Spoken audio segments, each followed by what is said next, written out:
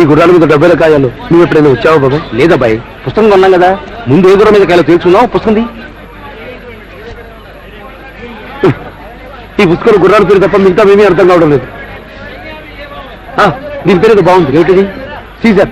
ఈ గుర్రం మీద కాయచ్చోము. ఎవరినైనా అడిగిస్తాను. సార్ ఎదురు బెట్టకాయ సార్. అయ్యో, ఎక్కడో అమాయకుల్లా ఉన్నారు. అది కుంటి గుర్రం అండి. నంబర్ 2 మీద కాయండి. వైల్డ్ పేరు, మంచి పెడిగ్రీ ఉంది దానికి.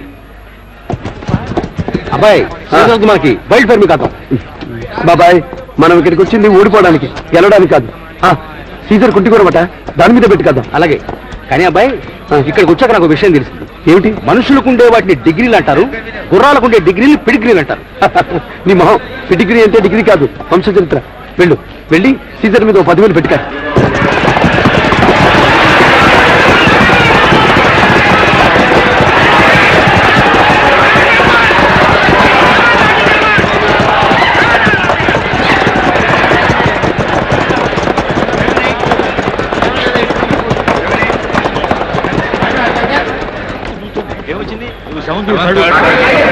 అబ్బాయి, విక్టరీ, విజయం. మన గుర్రం ఓడిపోయింది. 10,000 గోవిందా. Very good.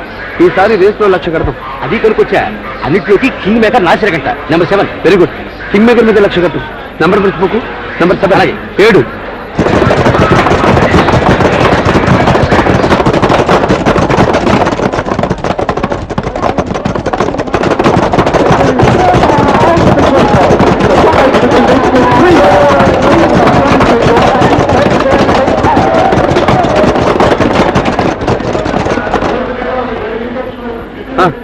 ఏమిటి?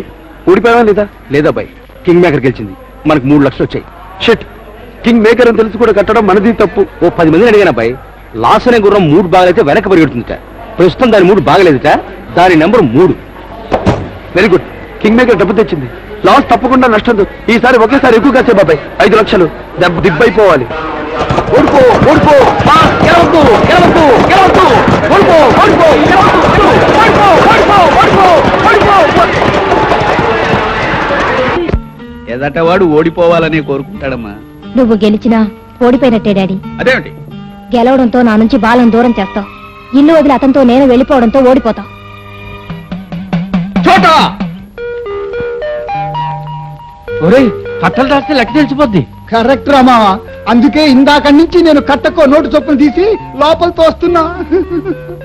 నోరుము ఇనపెట్టి కొట్టాలి గాని ఇలా పరిగెరిగి తింటావేరా ఎదవా. మరే పట్టు పెడితే పట్టు జారిపోతుంది. తీసే అలా ఉన్నావుటబ్బాయి, ఒంట్లో బాగుండలేదా? ఒంటికే లక్షణంగా ఉంది. మరేమిటి నీ బాధ? బాధ కాక ఆనందమా? ఇవాళ 10వ రోజు. ఖర్చు 6 లక్షలు, ఆదాయం 20 లక్షలు. ఈ క్షణాన మన క్యాష్ బ్యాలెన్స్ 39 లక్షలు. బాబాయ్ నో సార్, 39,16,642 రూపాయల 80 పైసలు సార్. 43 రూపాయలు ఉండేవి. ఇందాక సార్ కోసమని 20 పైసలు పెట్టి శారీడని తెప్పించాను. ఆ 80 పైసలు పెట్టి ఓ ప్లాస్టర్ తెప్పించు. అలాగే సార్. ఎవరికి సార్? నీకు. ఆ ప్లాస్టర్ నీ నోటి కంటించుకుని ఓ మూల కూర్చో. బ్లాక్ మనీ ఎలాగో ఖర్చు చేసేయగలం అనుకున్నావు. ఇప్పుడు ఈ బ్లాక్ మనీకి తోడు వైట్ బ్యాలెన్స్ కూడా వచ్చి చేరింది.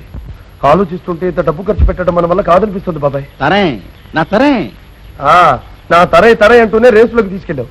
ఇప్పుడు నేను ఇవ్వబోయేది తెల్ల డబ్బు నల్ల డబ్బు కలిసి ఖర్చు పెట్టే ప్లాన్. ఏంటది? ఓ స్థలం కొని అందులో ఇల్లు కడదాం. ఏ జగదాంబ జంక్షన్, సరస్వతి జంక్షన్ అయిందనుకో, గజం కనీసం 1000 రూపాయలు ఉంటుంది. 1000 గజాల స్థలం కొందాం అంటే 10 లక్షలు. ఓ 25 లక్షలు పెట్టి అందులో ఇల్లు కడదాం. మొత్తం 35 లక్షలు.